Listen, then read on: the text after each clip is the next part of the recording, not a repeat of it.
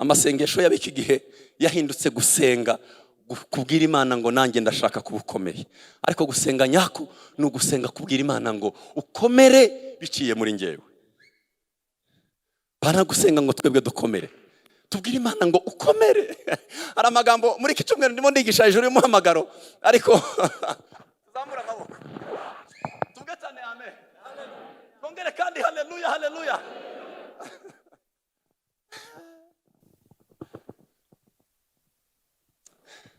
Kambabwira icya kabiri, ndimo kwihuta. Icya kabiri kigomba kuba ubuzima. Mukristo agomba kugira ubuzima. Icya kabiri ni ukwizera Imana, trusting God, kugirira Imana icyizere. Kugirira Imana icyizere, kubaho ubuzima bwizera Imana.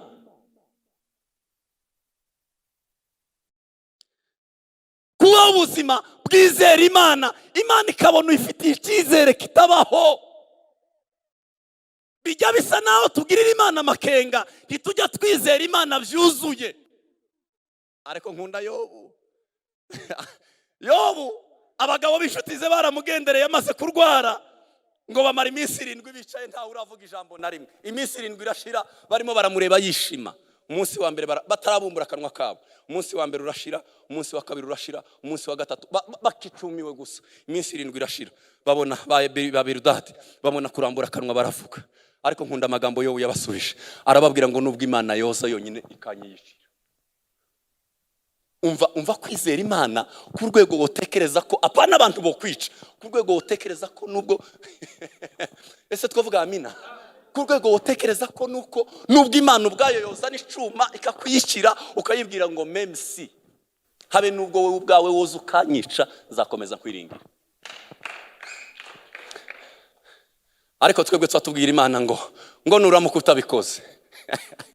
Mana we nuramuka utabikoze Mana, nzamenya ko utari Imana, ndarara nkuvuyeho nuta. Abandi ngo nzamenya ko utari Imana, abandi bazababwira Imana ngo nubwo woza ukanshiga ukansogota ngapfa, wewe ubwawe Imana ukaza ukanyica zakomeza kwiringira. Kwizera Imana kuri extended, ku rwego utekereza ko nubwo Imana yo kwica wowe Imana ikakwica, ariko ugakomeza ukabwonda. N'urwego ni level y'ivyo umuntu agomba kugira ubuzima. Ivyo nivyo umuntu agomba kugira ubuzima. Ukabwira Imana ata mwenyewe wowe Imana nubwo woza ukanyica, wowe apana ngo Imana yagushubije cyangwa yaretse. Gusubiza ku Imana cyangwa kureka, oya y'Imana ni igisubizo cyiza. Oya y'Imana ni igisubizo cyiza. Nika yego. Umugore yagiye kubivuga butumwa umumama kaba mama bo muri Foursquare, yari afite ivuga butumwa ahantu mu caro. Hanyuma ngo abwira Imana, ngo arayibwira ngo Mana dore kirere kimeze nabi, none ngiye mwivuga butumwa. Kubera ngiye mwivuga butumwa Mana undi uri uhagarika imvura. Umumama ngo yizera yuko Imana yabwiye kandi agiye mu murimo wayo, ngo Imana kwiza guhagarika imvura. Arakenyera, afunga neza, atora ibitabo byiwe, aragenda agiye mwivuga butumwa. Ngo agere ahantu batari abantu, amazi imvura iramucoca. Imvura iramusanga imukorera igitangaza. Mu mutima abwira Imana, arayibwira ngo mu bagabo mbonye bazabahemuka ni wowe wa mbere uzuhemuka. Uri umuhemu, ni gute noba ngiye mu murimo wawe nkagusenga ngo imvura ntigwe, imvura ikagwa. Uri umuhemu, wabona mvuye mu mazu ukaba ari bw'imvuriza. Uri umuhemu urampemukiye. Ageze muri quartier abwira abandi ati dore ko nabaye, nimumpereze imyenda kugira ngo mbwirize. Arabwiriza ataha Imana ari umuhemu. Ngo abagitunguka muri quartier, abo muri quartier baramubwira ngo twagize Imana imvura iragwa. Iyo tutaje kugira Imana ngo imvura igwe, yamaze kurenga hirya y'amazu, inzu yarasize aryamishijemo abana ifatwa n'inkongi y'umuriro, hamanuka imvura itabaho abarizimya wa muriro.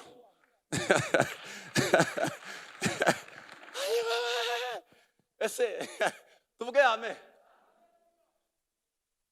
Imana isubije oya mu maso y'ivyo tureba, aho tutareba Imana kirakemura ibintu bikomeye.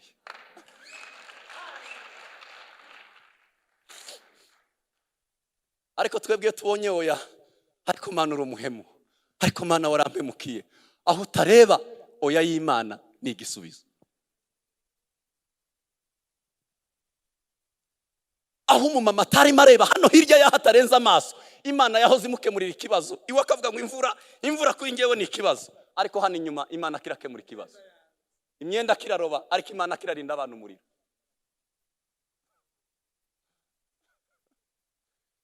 Zako meza nkwizere kuko utayobya, zako meza nkwizere kuko utayobya. Ntabwo dukeneye kuba bizera Imana kubera utwo Imana yakoze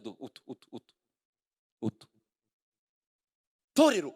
Dukeneye kuzamuka ku rwego aho nubwo abawe boshira, aho nubwo umubiri wawe wobura, ariko ukabwira Imana, kwizera Imana muri bene urwo rwego bikatubera ubuzima tubayeho. Bikaba ubuzima umuntu agenderamo. Wahura n'ikintu ukabwira wakintu ngo nubwo bimeze gutyo ndacakwizeye Imana.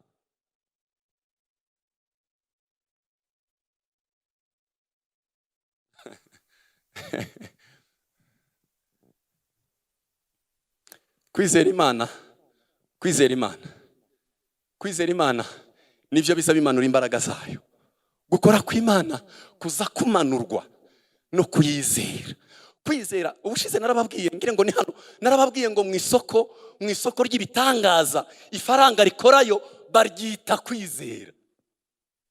Reka mbisubiremo. Mu isoko aho bajya bahahira ibitangaza, mu isoko ry'ibitangaza aho baza bahahira ibitangaza, baza bakubwira ngo ifaranga rikora hano iwacu muri iri soko ryitwa isoko ry'ibitangaza, ifaranga rikora ryitwa kwizera. Bakakubwira ngo duhereze kwizera natwe tuguhereze igitangaza. Niko muri iyo si bimeze. Igihe cyose udafite kwizera ntutegereze kuzatahana igitangaza, kuko mu isoko ry'ibitangaza ifaranga ribayo riza rikora ni ukwizera. Kandi abantu babiri bataza banezeza Imana, umuntu wa mbere nuyoborwa na kamere. Abaroma 8:8. Erega burya uri mu butware bwa kamere ntabasha kunezeza Imana. Umuntu wa kabiri nutizera. Abaheburayo 11:6 Bibiliya iravuga ngo utizera ntibikunda ko nezeza Imana. Trust, kwizera Imana bitubera ubuzima. Nidukubitana na corona tubwira Imana ngo zakomeza kwizera. Ndacakwizeye byabaye ubuzima.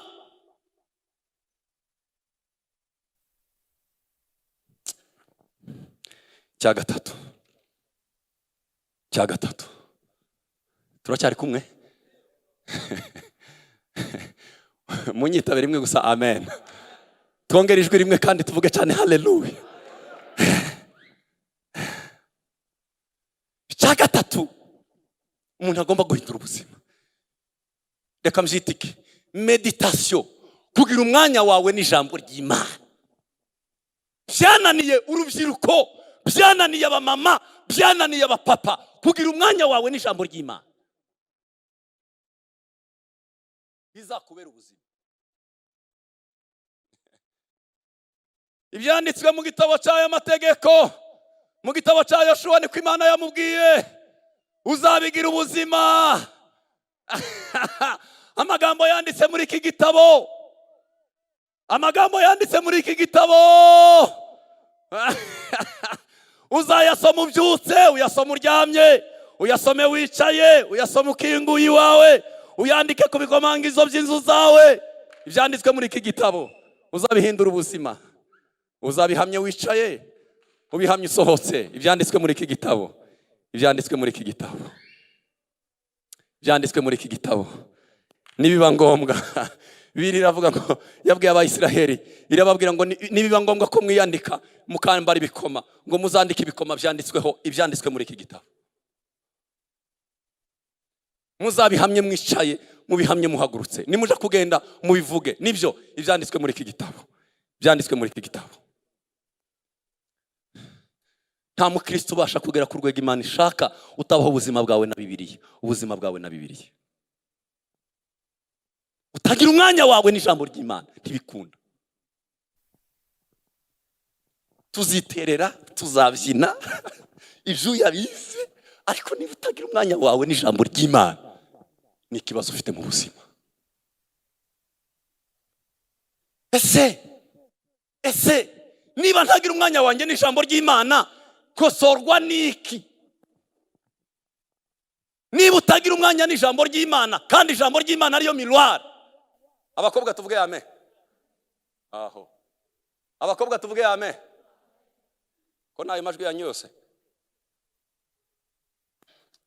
Nta mukobwa uri muri rusengero udafite makeup, niba ari makeup udafite nakayo ko kwireba. Tawe buri wese afite akantaza kwireba ngo yirebe ko ameze neza. Niko kuriya niko ijambo ry'Imana ryagombye kutubera ubuzima. Wazusha gusohoka wavyuka mu gitondo ukarifata ukagira reka nirebe uko navyutse, reka ndebe uko niriwe. Dore miroir abantu bajya biremamo ni dododo ngi bikatubera ubuzima.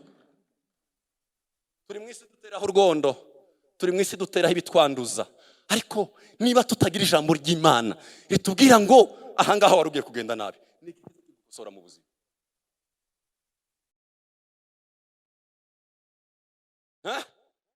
Niki niba tutagira ijambo ry'Imana, ijambo ry'Imana rirarema. Ijambo ry'Imana nuko ibyo mushaka ko abantu babagirira byose aba ariko namwe mubigirira abandi. Utazi ico canditswe uzahora utekereza ko abantu bokugirira, ariko nsanze rivuga ngo ico ntekereza ko abandi bangirira nanje nkigirira abandi. Ibi bigomba kumbera ubuzima. Nabyuka mu gitondo abana bakabona ndimo ndasoma, kabigira ubuzima bwanjye. Gusoma Bibiliya ni umwanya wawe wo kwireba mu ijambo ry'Imana.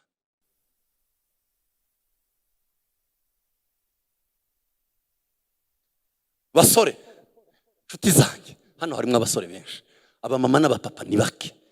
Mbabwiza ukuri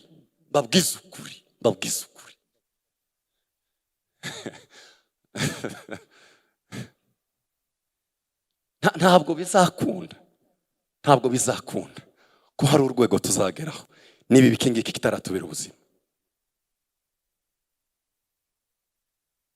Uzaririmbe wongere uririmbe, ariko niba gusoma ijambo ry'Imana, niba kwisuzuma, niba kwigera ku ijambo ry'Imana bitarakubera ubuzima, uracara umwana mu gakiza.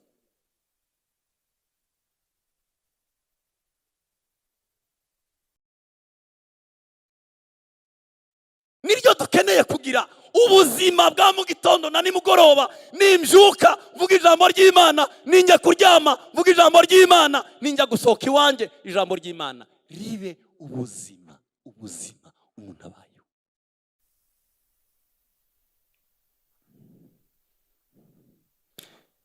Cyakane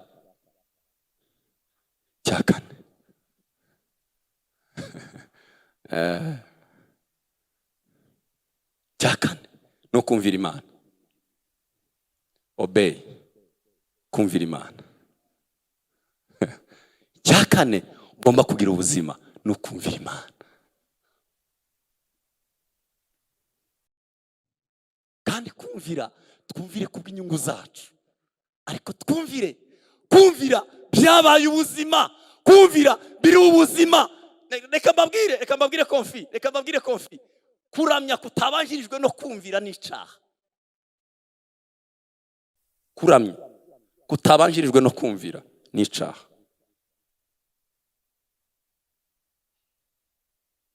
Kuramya ndabikura mu ijambo ry'Imana. Kuramya kutabanjirijwe no kumvira n'icyaha. Abandi benshi bavyumve, kuramya bitabanjirijwe no kumvira n'icyaha.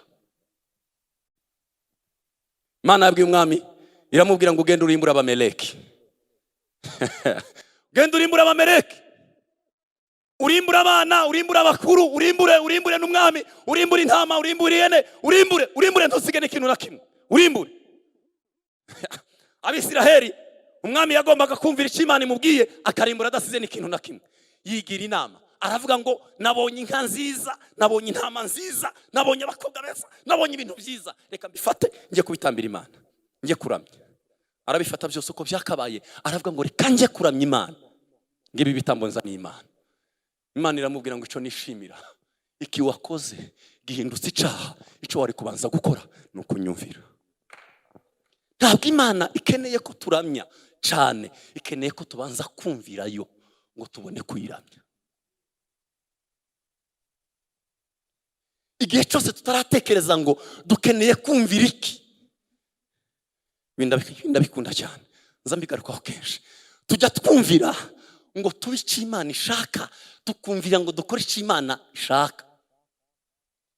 Kumvira ni bibiri, nukumvira ngo tube ab'Imana ishaka, kandi ngo twumvire ngo dukore ibyo Imana ishaka. Ibyo bikaba ubuzima shaka kubaho. Obey, kumvira Imana byahindutse ubuzima. Ikindi cyose natekereza gukora, amen, cyane, haleluya, twongere kandi haleluya, cyo watekereza gukora cyose kitabangirijwe no kumva ngo Imana nikivuga ngo nyumve, kandi nimara kumva numvire.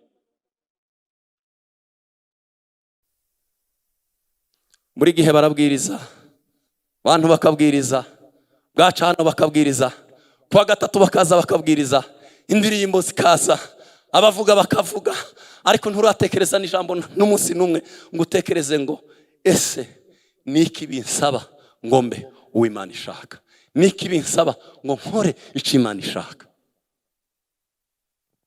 Kumvira. Babwire icya gatanu, ndababwira icya gatanu. Kumvira byabaye ubuzima. Icya gatanu ni ukubaho ubuzima bwo kubabarira. Kubabarira, kubabarira, kubabarira nicyo umuntu yagombye kugira ubuzima agomba kubaho bwa minsi yose. Iminsi yose kubabarira bikakubera ubuzima bwa minsi yose. Ariko ndabikunda ye. Kubabarira byabaye ubuzima. Kubabarira byabaye ubuzima. Kubabarira byabaye ubuzima. David, kubabarira byabaye ubuzima. Hari indirimbo twageza turirimba kera tukavuga ngo umaze iminsi waratandukanye n'uwo mwakundanaga, ngo ntimukivugana ntimukigendererana, ngo icyo yagukoreye wacanditse muri karine kugira ngo utazacibagirwa. Iyo ndirimbo ntibaho papa be. Umaze iminsi waratandukanye n'uwo mwakundanaga, ngo ntabwo mukivugana, ngo nta nubwo mukigendererana, ikosa yagukoreye ngo waryanditse muri karine kugira ngo utazibagirwa. Waravuze ngo iri kosa nkoreye reka ngende. Abanyabwenge bazabavuga ngo umuntu nakugirira nabi ngo uzabyandike ku mucanga, ngo ariko umuntu nakugirira neza ngo uzasikibuye wandike kwibuye. Ko abanyabwenge bo bazabavuga umuntu nakugirira neza uzagende ufata icuma uhatibuye ubyandike kwibuye, ariko umuntu nakugirira nabi uzabyandike ku mucanga. Umuyaga nuhuha uzabizimya, imvura nigwa izabijana, ibyanditswe ntago kizakomeza kugaragara. Umuntu nakugirira nabi uzandike ku mucanga, ariko umuntu nakugirira neza uzagenda ubyandike kwibuye. Ariko twebwe iyo abantu batugiriye nabi nibwo tugenda tugahata amabuye kugira ngo tutazibagirwa. Kangende mbyandika ahantu tazibagirwa. Shavensa tuzabonana cyo wankoreye kagenda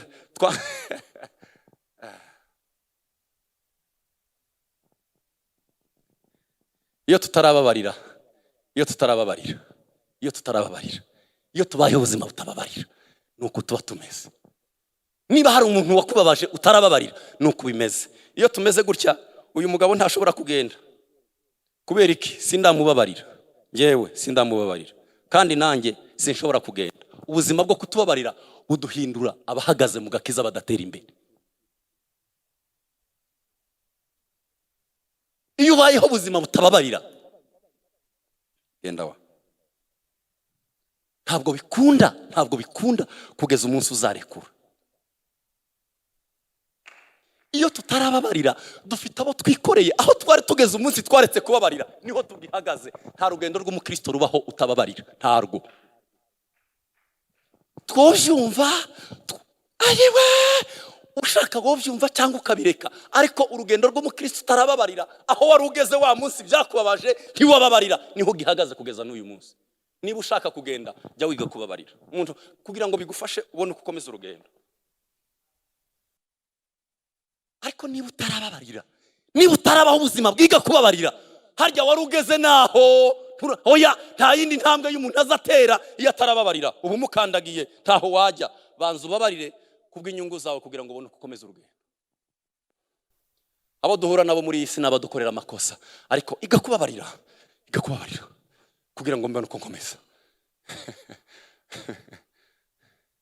Kubabarira umukristo yahinduye ubuzima.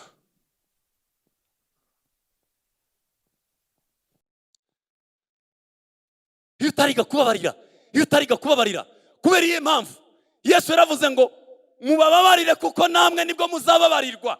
Imana igitubabarira biri ku rwego tubabariraho. Bibiliya iravuga ngo uduharire imyenda kuko natwe tuyiharira abayiturimo. Ariko ni twebwe twabanje guharira abayiturimo, none ubwo twahariye abari mu myenda yacu nawe duharira imyenda. Ariko ikibanza ni wewe uduharira imyenda, wewe utubabarire kubw'inyungu zanjye nshaka gukomeza ubuzima, kubw'inyungu zanjye ndashaka kuba ubuzima, kubw'inyungu zanjye reka nige kubabarira.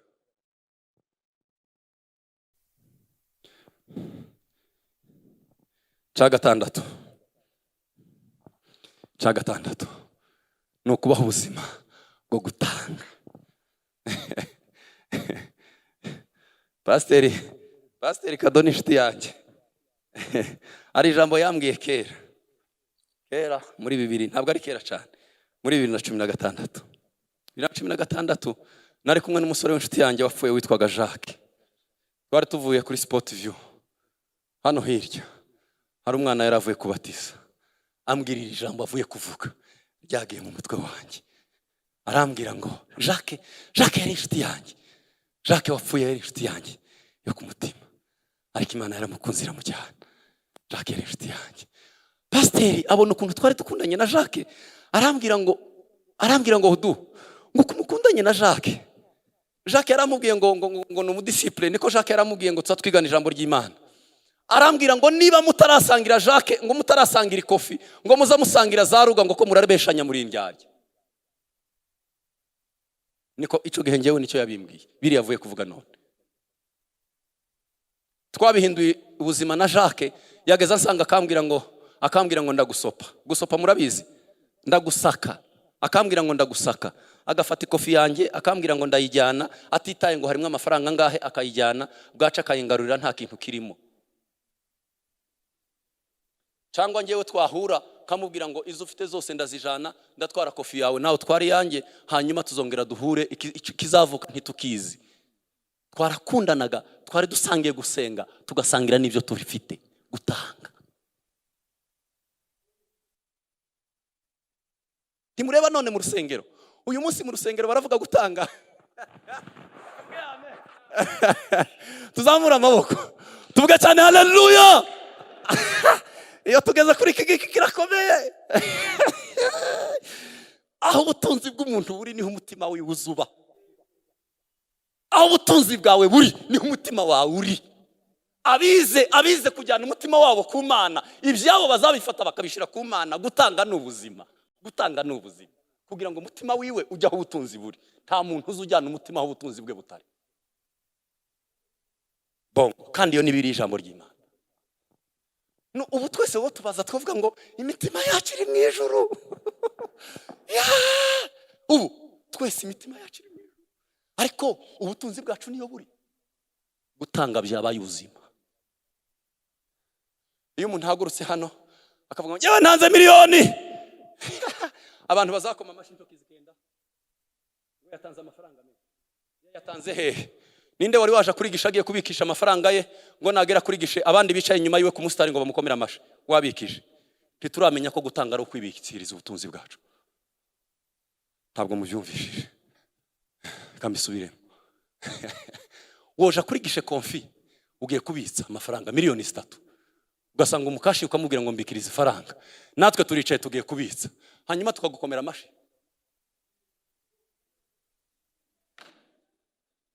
None kubera iki twebwe tuzadutanga mu bwami kandi ayo mafaranga niyo yacu? Kubera iki tuzadutegereza ko dukomera amashi twabitse kuri konte yacu? Amafaranga tuzadutanga hano na bishop, amafaranga hano niba ukicibwira ko amafaranga uzutanga gutanga bitarakubera ubuzima ko kwibitsa ibyawe ukaba wumva ko hano amafaranga tuba dutanga mu rusengero ari aya masengo tite trompa jamais. Abandi bahishuriwe iyo abonye opportunity tuvuge amen indi mwo kwakira tuvuge haleluya. Gutanga bikaba ubuzima udategereje ngo hari umuntu ukoma amashi baragukomera amashi wabitsi wawe. Abigail namusize mu rugo ninda hano mugato ninkomera amashi ngo natahanye mugato wa Abigail devoir zanjye n'ubuzima bwanjye ndimo ndumva mbishaka cyane kavuga ngo se umukobwa wanjye ndamutahanira iki. Ibyo gutanga mu nzu y'Imana no guhereza abandi bigomba kutubera ubuzima. Abahishuriwe iryo banga nabakire bino nabakire handi tuzajya. Abamenye iryo banga gutanga byabaye ubuzima. Apana kwatsa nk'abari kwatsa moto yabona ni gutanga nushaka uzabikore mu ibanga. Nabwira ushaka uzabikore mu ibanga kuko gukiranirwa no gukiranuka n'abagabo babiri baturanye. Gukiranuka no gukiranirwa n'abagabo babiri baturanye bombi babahihishe. Uzi gukiranuka neza azakiranuka nta maso y'abantu amureba. Uzi gutanga neza azareba ko nta maso y'abantu bamureba akaza hano. Hariya twagiraga igiseke sinzi aho cagiye. Hari akantu twagiraga kabaga quelque part hari be akantu twagiraga hariya umuntu yageza za kuwa mbere ufite ituro ryawe ukaza nta muntu n'umuri hano mu rusengero ukaza ugatereramo nta mashi y'abantu nkeneye. Ibanga ryo kubikora ni ukubikora mu ibanga ariko bikambera ubuzima. Kaza numva ndimo ndahagizwa no gutanga. Ariko muri iki gihe kugira iyo ubwiye abantu gutanga abari ikindi kibazo. Ariko niba tutaratozwa niba tutagomba kumva ko tugomba kubaho ubuzima bwo gutanga bitubera ubuzima. Ni amahirwe ubonye iyo ugiye gutanga ugize Imana konti irakingutse mu ijuru ngo ubitse. Abakristo bakuze baza batanga mu ibanga kandi gutanga byabaye ubuzima. Njewe igitekerezo cyanjye no babwira ngo ubaza hagarika fundraising hanyuma umuntu basoza basanga kuri konti ya Fosco haruzuye. Nicaye ndi wanje kane standard niyo ya mobile money 142 8 rimwe nabaragaza kane standard ndi wanje 100 pa si ngombwa ngo nze hano ya ibanga mbihindura ubuzima.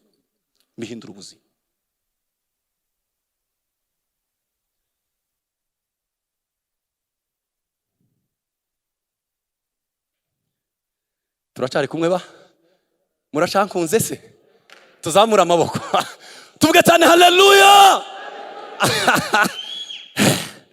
Abakristo bakuze takiraba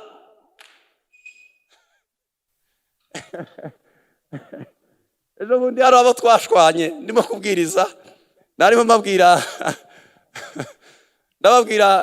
ngo naza mbabwira ngo ibiheko n'urwego rutoya rw'abakristo.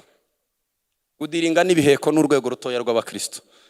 Abakristo bama banyumva nabi ariko ibiheko n'urwego rutoya rw'abakristo rutoya. Ni mumene ivaze harimo igiheko mu hano. Uru n'urwego rutoya kuko sinenda guhereza Kristo igiheko kirimo hano. Ico no diringa naco ni umutima wa nyiraco ngo ngushikirize Kristo. Iyo abantu bamaze gukura ntibaza badiringa n'iki gihuru kuko igiheko ni iki. Iyo abantu bamaze gukura mu gakiza ntibaza badiringa n'iki. Baza badiringa na mutima wa nyiriki ngiki ngo ari bo baha Kristo. Kuko Kristo ntitwamuzanira iki ngiki. Iki twokizanira Kristo ngo akigire gute? Ariko Kristo akeneye umutima wazanye iki. Nico nzambwira barokore kababwira ngo tuve ku rwego rw'abana. Kwasa ibi. Tuve kuri ibi ngibi. Ibi. Twige gucaha imitima. Tuza tuvugana n'imitima y'abanyirabyo. Nibikunda umunsi wakoze ibikomeye tubwira Imana ngo dore umutima twakuzaniye umutima wawe undi wagiraga ibiheko. Dore umutima wiwe twawuzanye ngo Yohana.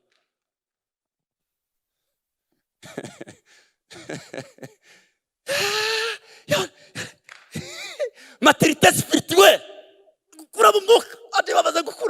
gukura hano baza bavuga ngo reka tudiringe n'umutima nuko muri Foursquare nta barozi babamo. Twari kutanga urugero kuri umwe ariko hano nta babahaba. Tukavuga ngo urugero kanaka turebe umutima wiwe turebe ko twawuzanira. Tuzamura amaboko rimwe. Tuvuga cyane haleluya. No gutanga, kwigishwa gutanga n'ukuri kw'Imana. Ntitwakagombye kugera kuri urugero tukicigishwa gutanga. Abantu bakuze babigize ubuzima. Niba ushaka ko gutanga ubuzima bwa Gikristo bukuze, gutanga n'ubuzima. Kandi simbikora ruko amaso y'abantu ndeba. Oya, sintegereje ngo amaso y'abantu ndeba ngo nkunde ntange. Oya, nize kubitsa kuri konte yanjye. Reka mbabwire icyanyuma hanyuma soze. Icyanyuma umuntu agomba kugira ubuzima. Nukubaho mu buzima bwumvira Mwuka Wera.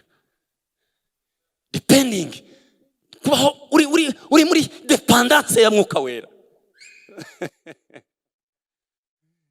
Kubaho ubuzima buhora bwumvira Mwuka Wera, kudependinga abandi bazi ubuzima bwo aja kwambara yabaje Mwuka Wera. Ese Mwuka Wera iki ngiki ncambaye nta kibazo.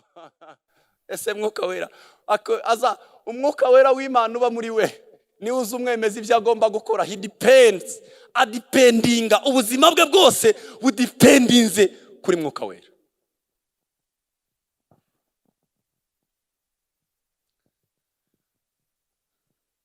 Usifiwe Yesu Kristo, Mwokozi mzuri kabisa. Usifiwe Yesu Kristo, Bwana nitakuona mbinguni. Mwuka Wera niyo Mana ya gatatu turi kumwe. Imana mu butatu bwayo. Imana bwa mbere yabanye n'umuntu, umuntu ntiyayumvira, umuntu aracumura. Imana bwa kabiri ni Yesu Kristo waje kubana natwe, asubira mu ijuru. Aravuga ngo nzaboherereza Imana ya gatatu. Nzaboherereza ubutatu bwa gatatu bw'Imana, ariyo Mwuka Wera. Nyuma y'aya mahirwe yo kumvira Mwuka Wera, nta mahirwe ya kane, kuko nta indi Mana ya kane. Nta bune bw'Imana bubaho, n'ubutatu bw'Imana. Ni Imana ya mbere muri Edeni ntitwayumviye. Yesu Kristo yaraje aba mu isi, ntitwigeze tumwumvira twese. Ariko aravuga ngo nzabasigira Mwuka Wera uzabana namwe. Nzabasigira Mwuka Wera uzabana namwe. Nzabasigira Mwuka Wera uzabemeza. Nzabasigira Mwuka Wera niyo Mana ya nyuma, nibwo butatu bw'Imana. Niyo Mana ya nyuma turi kumwe muri iki gihe. Utazumvira Mwuka Wera nta yandi mahirwe. Mwuka Wera niyo Mana muri twe. Mwuka Wera, hari ikintu cantangaje ndimo ndasoma Bibiliya yarambwiye ngo abafite Mwuka Wera niba Imana izaza gutora. Abafite Mwuka Wera niba Imana izaza gutora. Nuzoza uvuga ngo hari abanyamwuka. Kumvira Mwuka Wera mu buzima bwa minsi yose niko kumvira Imana, niko kubana n'Imana. Iyo twumviye Mwuka Wera w'Imana, baho mu buzima butegereje kumvira Mwuka Wera. Imana ibaho umugisha. Amen.